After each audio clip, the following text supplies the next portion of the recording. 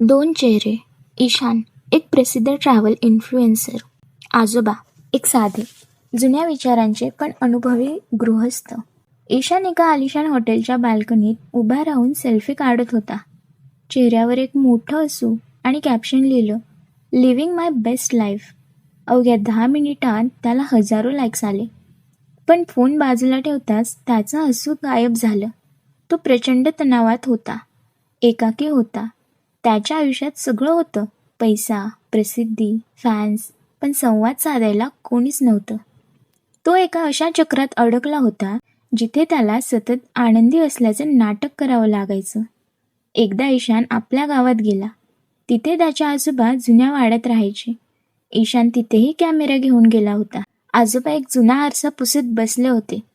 ईशानने विचारलं, आजोबा काय करताय? हा जुना आरसा कशाला सांभाळलाय? आजोबा हसले आणि म्हणाले, अरे बाळा, हा आरसा खोटं बोलत नाही. तू जो आरसा खिशात घेऊन फिरतोस ना, तो तुला काय बघायला आवडतं तेच दाखवतो. पण हा आरसा तुला तू काय आहेस हे दाखवतो. ईशानला राग आला. तो म्हणाला, आजोबा तुम्हाला कळणार नाही. जग बदललंय. इथे जो दिसतो तोच विकला जातो. त्या रात्री ईशानला झोप येत नव्हती. त्याने एक पोस्ट केली, फिलिंग लोनली. पण त्याला भीती वाटली की लोक काय म्हणतील, त्याची इमेज खराब होईल का? त्याने ती पोस्ट लगेच डिलीट केली. दुसऱ्या दिवशी आजोबांनी ईशानला एक जुनी पेटी दाखवली. त्यात आजोबांच्या तारुण्यातील काही पत्र होती. आजोबा म्हणाले, ईशान, ही पत्र मी तुझ्या आजीला लिहिली होती जेव्हा आमचं भांडण झालं होतं.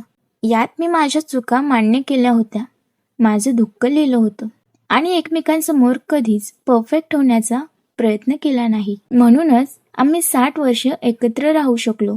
आजोबा पुढे म्हणाले, ज्या दिवशी तुला लाईक्सपेक्षा स्वतःच्या शांततेची जास्त काळजी वाटेल, त्या दिवशी तू खरं जगायला शिकशील. ईशानला आपली चूक उमजली.